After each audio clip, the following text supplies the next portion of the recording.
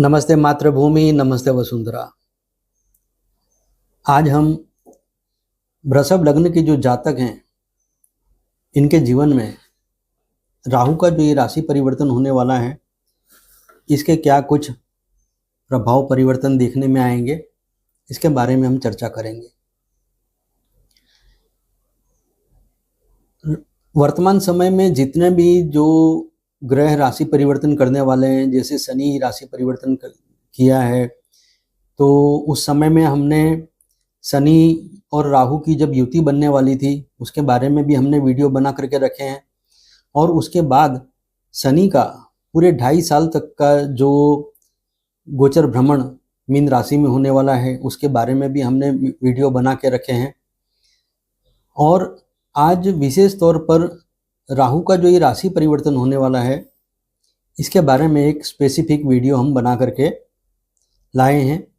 तो आज जो है वृषभ लग्न के जो जातक हैं इनके 10वें भाव में राहु का जो गोचर आरंभ होने वाला है इसका क्या कुछ प्रभाव परिवर्तन देखने में आएगा, किसके लिए शुभ रहेगा, किसके लिए कुछ अशुभ भी रह सकता है, उसकी सारी चर्चा करेंगे। आप सभी को पता है कि 29 मार्च 2025 से शनि का राशि परिवर्तन हुआ और तब से लेकर के 18 मई 2025 तक शनि और राहु की युति चलने वाली है। जैसा कि मैंने बताया कि शनि राहु की युति का वीडियो हम बना करके रख चुके हैं। तो 18 मई 2025 को जो राहु महाराज मीन राशि में से कुंभ राशि में आएंगे, तो उसके बारे में आज हम पूरी जानकारी लेकर के आए हैं। वर्तमान समय में शनि और राहु की युति चल रही है जो 18 मई में राहु के राशि परिवर्तन के साथ वो युति समाप्त हो जाएगी।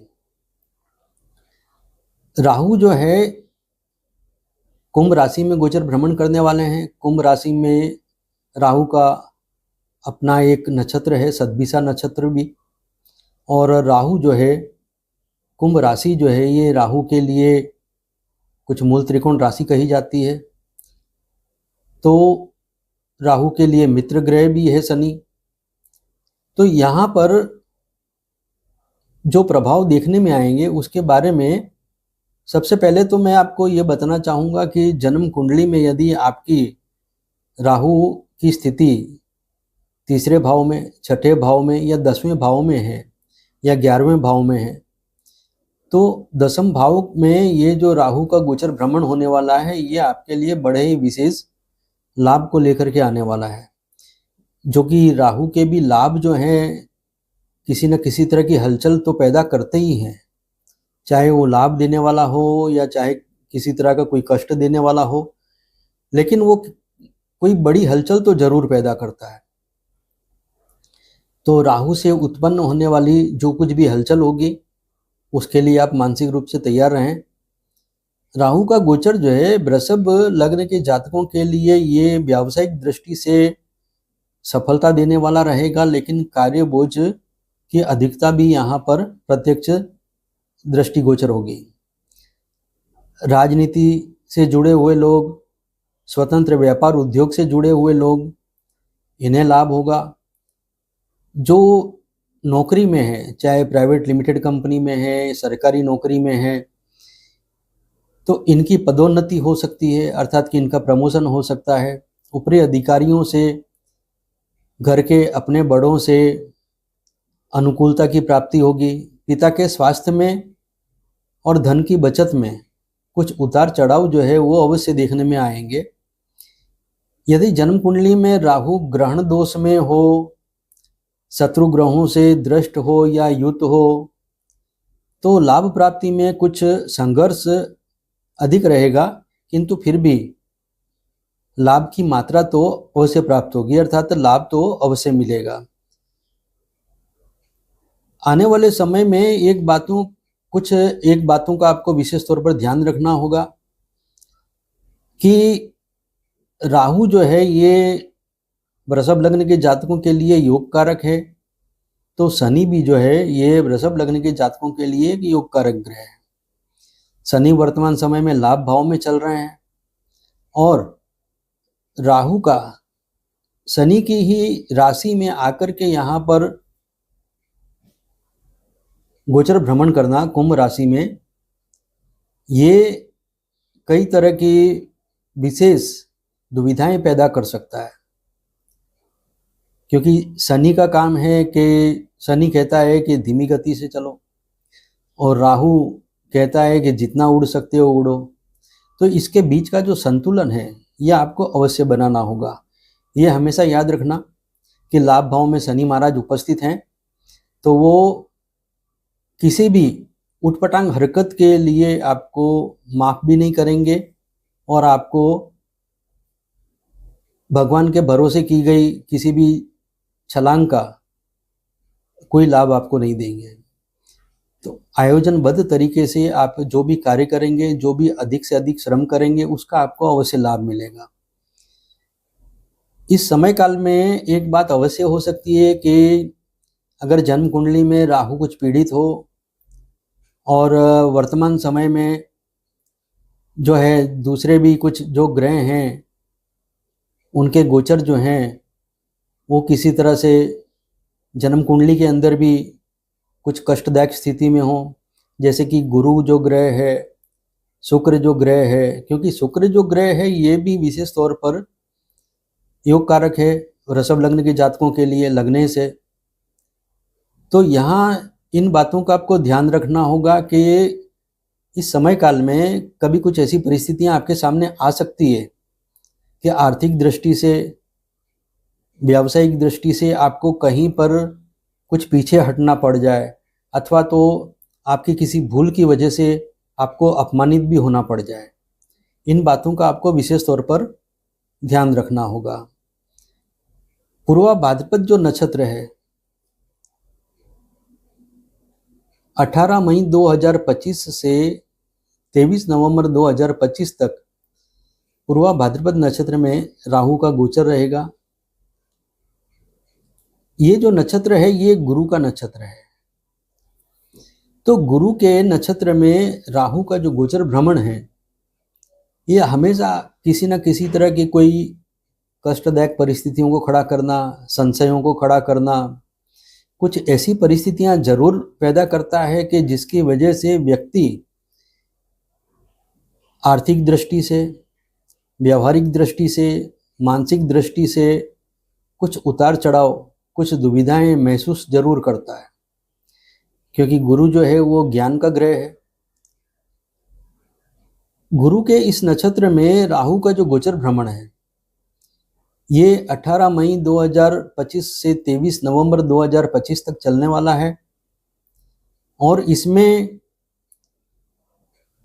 आरंभ के 5 महीने लगभग गुरु जो है वो राहु पर दृष्टि बनाए हुए रहेंगे, क्योंकि 14 मई को गुरु जो है मिथुन राशि में आने वाले हैं।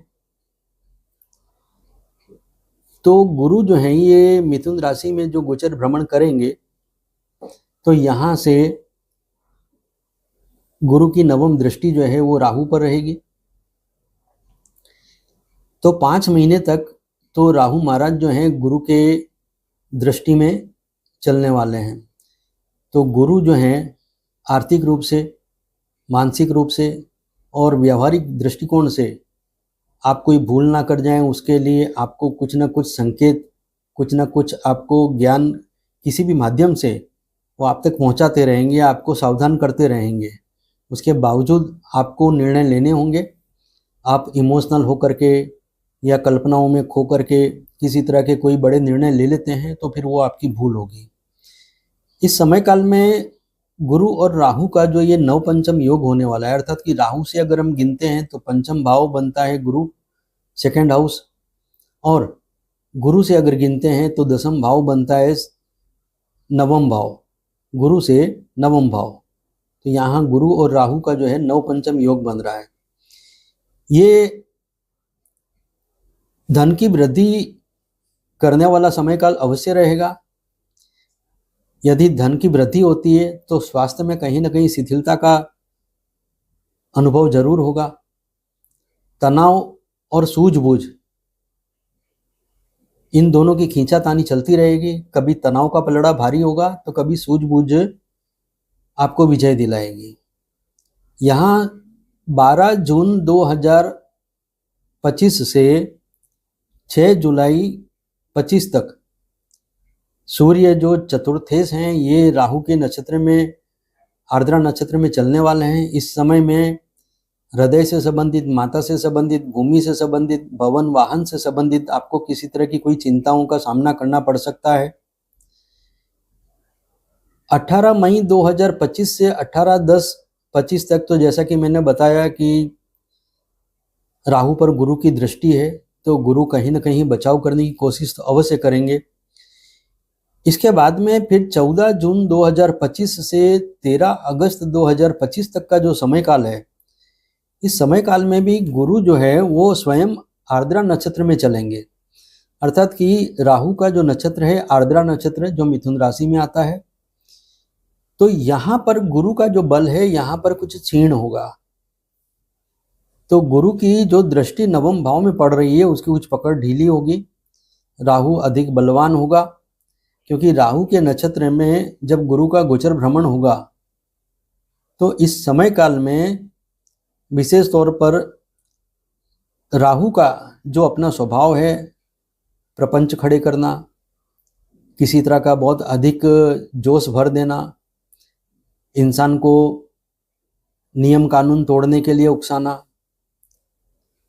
अपनी आवक से अधिक का कोई प्रयास करवाना, खर्च करवाना, अपनी क्षमता से अधिक कोई साहस करवाना, ये सब राहु के कार्य क्षेत्र हैं। तो यहाँ पर इन बातों का आपको विशेष तौर पर ध्यान रखना होगा। गुरु जब आर्द्रा नक्षत्र में गोचर भ्रमण कर रहा होगा, जो तारीख मैंने बताई है 14 जून 2025 से लेकर के 13 अगस्त 2025 तक, तो इस समय काल में परिवार में धन के अभाव की समस्या हो सकती है, परिवार में कलह पैदा हो सकती है, अथवा तो स्वास्थ्य या रोजगार में किसी तरह की हानि का सामना आपको करना पड़े। यहाँ पर दो स्थितियाँ बनेंगी, या तो घर में किसी तरह के धन से संबंधित, परिवार में कलह से संबंधित किसी परिस्थिति का सामना करना पड़ेगा, अथवा तो आपको व्यापार और आपका जो स्वास्थ्य है उसमें किसी तरह की परेशानी से आपको जूझना पड़ेगा। ये बातें यहाँ पर सामने आपके आ सकती है। इसके बाद हम बात करेंगे कि सदभिषा नक्षत्र की। सदभिषा नक्षत्र जो है ये राहु का नक्षत्र है। कुंभ राशि में सदभिषा नक्षत्र 24 नवंबर 2025 से 1 अगस्त 2026 तक, इस समय काल में राहु अपने पूरी क्षमता के साथ होगा, पूरी शक्ति के साथ होगा। राहु का बल यहाँ पे कई गुना अधिक बढ़ा चढ़ा होगा, क्योंकि राहु जिस राशि में गोचर भ्रमण कर रहा है उस राशि का जो स्वामी है शनि है, वो शनि देव जो हैं वो लाभ भाव में गोचर भ्रमण कर रहे हैं। वो लाभ भाव के जो राहु का भी प्रिय भाव है। तो यहाँ ये जो समय काल है, इस समय काल में विशेष तौर पर आपको कई तरह की कुछ ऐसी आपकी मनोकामनाएं भी पूर्ण होंगी कि जिसको आप डिजर्व करते हैं। यहाँ पर परिस्थितियों को समझना बहुत आवश्यक है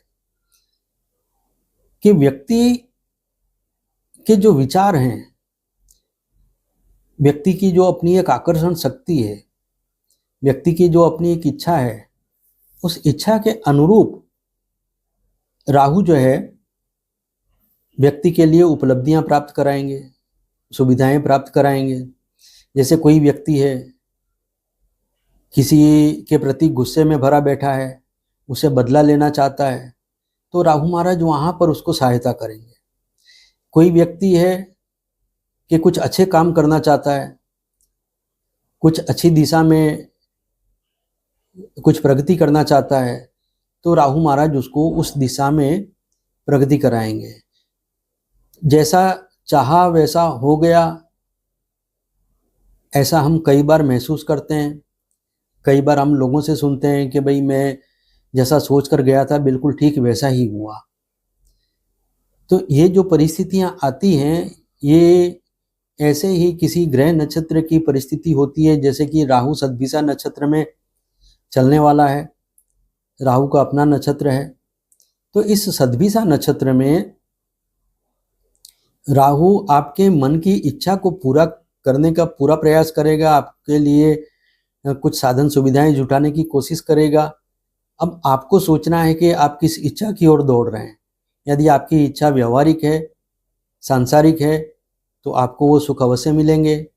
यदि आपकी इच्छा में ईर्ष्या है, द्वेष है, क्रोध है, प्रतिशोध है, तो आप किसी गलत दिशा में भी आगे बढ़ सकते हैं। तो इस समय काल में आपको ध्यान रखना होगा। यहाँ पर आश्चर्यजनक फल भी राहु देगा, असीमित फल भी आपको राहु देने वाला है। लेकिन एक बात याद रखनी होगी कि कर्म की परिभाषा व वास्तविक उद्देश्य वो यहाँ पर राहु आपको अवश्य प्रदान करेगा। यदि जन्म कुंडली में लग्नेश शुक्र की, दशमेश शनि की और पंचमेश बुध की स्थिति अच्छी है, तो आपको किसी भी प्रकार की मुसीबत में नहीं जाने देगा। आप अपने आप को संभाल लोगे, अपने विचारों को परिवर्तित कर लोगे। लेकिन यदि इन तीनों में से कोई एक ग्रह, वृषभ लग्न के जातकों के लिए शुक्र योग कारक हो गया क्योंकि लग्नेश है, बुध की मूल त्रिकोण राशि जो है पंचम भाव में आ जाती है, तो बुध भी बहुत पावरफुल हो जाता है। बुध भी विशेष तौर पर राजयोग कारक हो गया। और जो मकर राशि है शनि की, वो नवम भाव में आ गई, और शनि की जो दूसरी राशि है वो दसम भाव में आ रही है। तो शनि, बुध और शुक्र ये तीन ग्रह योग कारक हैं वृषभ लग्न के लिए। यहाँ पर राहु की अच्छी परिस्थिति, अर्थात कि व्यक्ति के अंदर जो कार्य क्षमता है उसको बूस्ट करने की, उसको उपयुक्त माहौल देने की, उसके लिए उपयुक्त सुविधाएं, साधन उपस्थित करने की, ये जो परिस्थितियां हैं ये राहु पैदा करने वाला है। अब ऐसे में यदि इन तीन ग्रहों में से शुक्र, बुध और शनि, इन तीन ग्रहों में से कोई दो ग्रह भी अगर आपके पीड़ित हुए जन्म कुंडली में, तो इस समय काल में राहु का जो एक बूस्ट आपको मिलने वाला है, इसमें ये बात अवश्य हो सकती है कि आप किसी गलत इंसान की साजिश के चक्कर में फंस जाएं, आप लोभ लालच में आकर के कोई गलत काम कर लें, अथवा तो किसी तरह के किसी अनैतिक संबंध में आप को पूरी तरह से फंसा लिया जाए। इससे आपकी बदनामी भी होगी, आपको अपयश भी मिलेगा, और आप ऐसे कलंकित होंगे कि जीवन भर जो है आपको अपने आप पर फिर शर्म आती रहेगी। तो ये जो परिस्थितियां हैं ये भी बन सकती है, ये मैं संभावनाएं बता रहा हूँ। लेकिन जो व्यवस्थित इंसान हैं, आदर्शवादी हैं, नीति नियम से बंधे हुए हैं, उनके लिए कोई समस्या नहीं। इसके बाद में हम बात करते हैं धनिष्ठा नक्षत्र में राहु के गोचर की। धनिष्ठा जो नक्षत्र है इसका स्वामी मंगल है।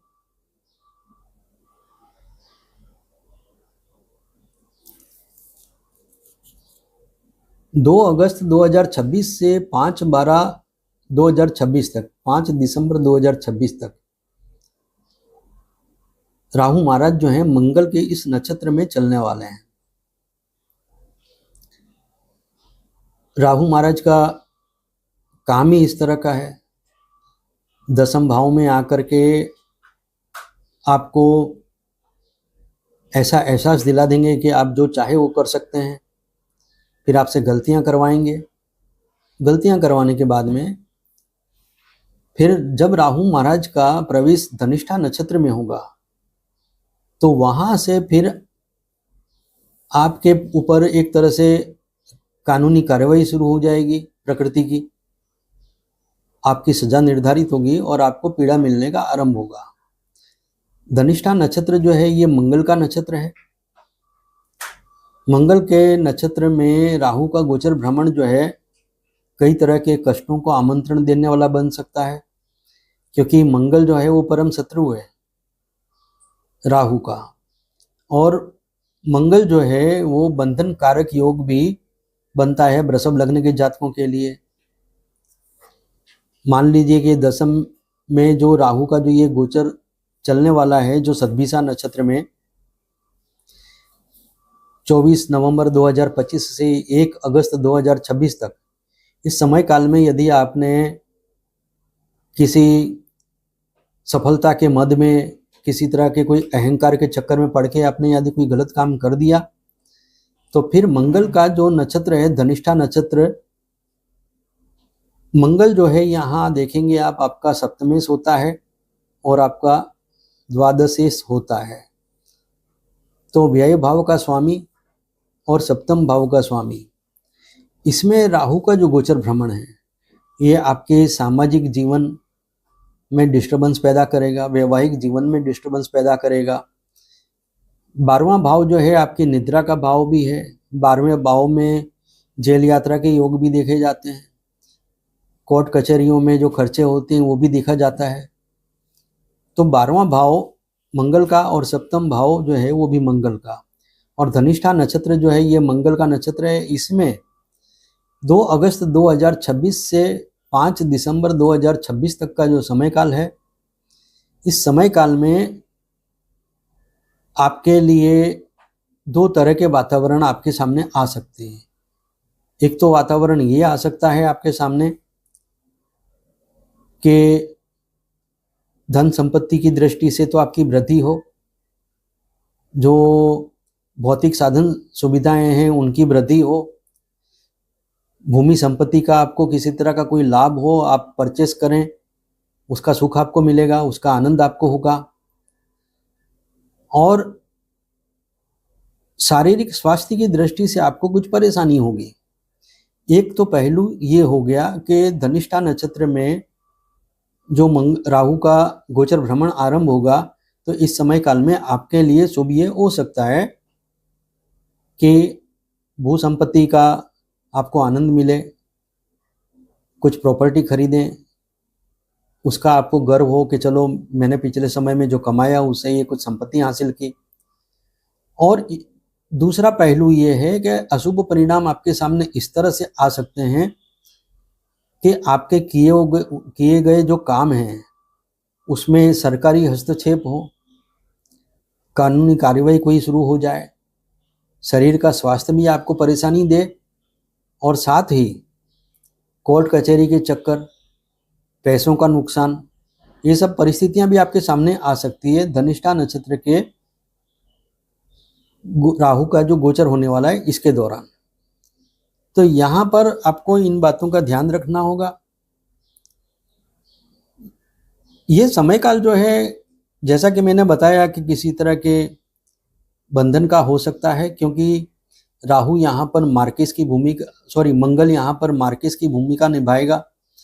और ये सिद्धांत है ज्योतिष शास्त्र का कि जो भी मार्ग ग्रह होता है वो यदि राहु के या केतु के नक्षत्र में आ जाए, अथवा तो राहु केतु उस ग्रह के नक्षत्र में गोचर भ्रमण करें, तो वो समय काल जो है कुछ कष्टकारक अवश्य साबित होता है। आपकी बढ़ती हुई महत्वाकांक्षा जो है वो ताश के पत्तों की तरह ढह जाएगी। कई बड़े अवरोध बंधन आपके सामने उपस्थित होंगे। विशेष तौर पर विलासिता का जो जीवन है वो आपके लिए दुख का कारण बन जाएगा। विदेश से जुड़े हुए जो कार्य हैं उसमें आपको परेशानियां पैदा हो सकती हैं।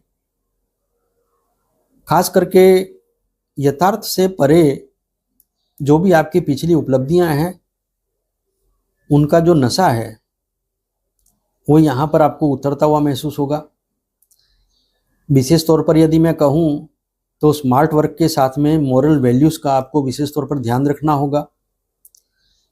उपाय यदि कहें तो भगवान गणपति जी की आराधना करें, विष्णु सहस्त्र नाम का पाठ करें, और हनुमान चालीसा जो है इसका नियमित रूप से जप करें। पशु पक्षियों को जल दें, चारा दें, खाना दें, ये आपके लिए ज़्यादा बेहतर लाभकारी रहेगा। वृषभ लग्न के जातकों के लिए राहु के गोचर के बारे में जो मैंने बताया है, ये जो समय काल मैंने आपको बताया है, जिसमें क्या कुछ आपके साथ में घटनाएं हो सकती है, क्या कुछ परिवर्तन आपके सामने आ सकते हैं, अवसर आपके सामने आ सकते हैं, तो आप इन समय कालों का ध्यान रखते हुए, अपने आप को संभालते हुए ज़्यादा से ज़्यादा लाभ उठाने की कोशिश करें। धन्यवाद। नमस्कार।